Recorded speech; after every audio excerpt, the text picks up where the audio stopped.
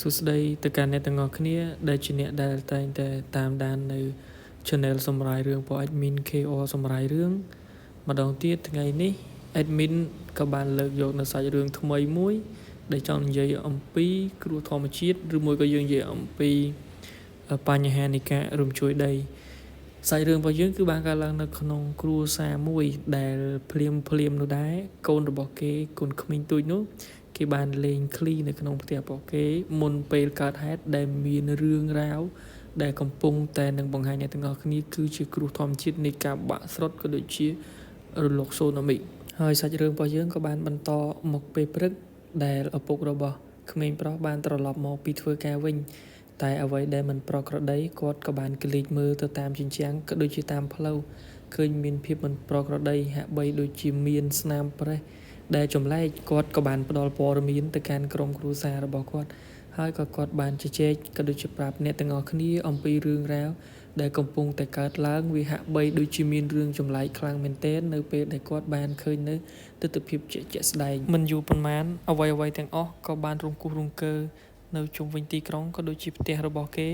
អមជាមួយនឹងសំឡេងរោយ៉ាងកក្រឹកពេញទីក្រុងតែម្ដងភ្លាមនោះដែរមានមនុស្សម្នាជាច្រើនក៏បានប្រញាប់ប្រញាល់ធ្វើការគេចចេញពីតំបន់ដែលកំពុងតែរំជួយដីដើម្បីគេចទៅទីតាំងដែលមានសុវត្ថិភាពហើយការបាក់ស្រុតយ៉ាងខ្លាំងក្លានៅចំផ្ទះរបស់លោកពូបណ្ដាលឲ្យបន្ទប់កូនប្រុសរបស់គាត់ត្រូវបានបាក់ស្រុតទៅយ៉ាងសន្ធឹកសន្ធាប់ចំណែកឯគ្រួសាររបស់គេគឺនៅសល់តែឪពុកតែម្នាក់គាត់ក៏ប្រញាប់ប្រញាល់ខ្លាំងមែនទែនព្រោះគាត់បានដឹងថា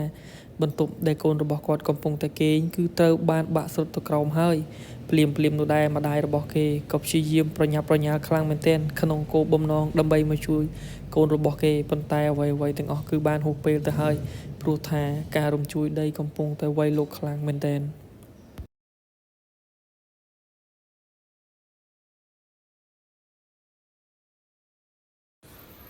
មិនយូរប៉ុន្មានក្រុមប៉ូលីសក៏បានមកដល់ទីតាំងកើតហេតុ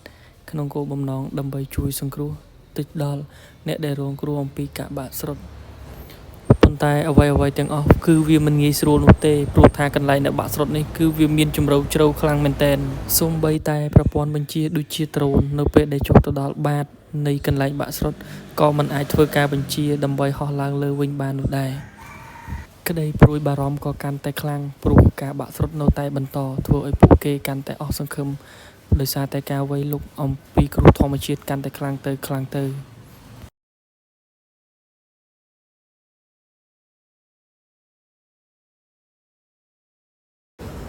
ុន្តែពួកគេទាំងអស់គ្នាមិនបានអស់សង្ឃឹមនោះទេនៅតែខិតខំប្រឹងប្រែងបន្ត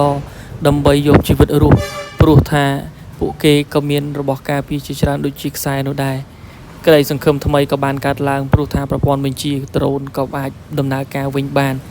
ចំណែកឯប៉ារបស់គេវិញគឺគេមិននៅស្ងៀមនោះទេគេក៏បានព្យាយាមចុះទៅដើម្បីក្នុងគោលបំណងទៅរកកូនប្រុសរបស់គេដែលបានជាប់នៅខាងក្រោមផ្ទាំងដីនោះទោះបីជាដឹងថាការចុះទៅនេះមិនប្រកាសថាមានជីវិតឡើងវិញក៏ដោយប៉ុន្តែគាត់នៅតែធ្វើការលះបង់ដើម្បីស្វែងរកកូនប្រុសរបស់គាត់ក្រឡេកមកមើលកូនប្រុសរបស់គាត់វិញគេពិតជាក្លាហានមែនទែនគេក៏បានវាមកចូលនៅក្នុងក្រោមលូដែលអាចជាទីសុវត្ថិភាពរបស់គេហើយឪពុករបស់គេវិញគឺព្យាយាមរកកូនរបស់គាត់ខ្លាំងមែនទែនព្រោះគាត់បានដឹងច្បាស់ថាកូនប្រុសរបស់គាត់នៅមានជីវិត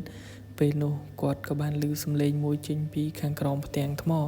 គាត់ក៏ប្រញាប់ប្រញាល់ខ្លាំងមែនទែនតែនៅពេលនោះដែរគាត់ក៏បានជួបជាមួយនឹងកូនប្រុសរបស់គាត់ពិតជាសប្បាយចិត្តខ្លាំងមែនទែន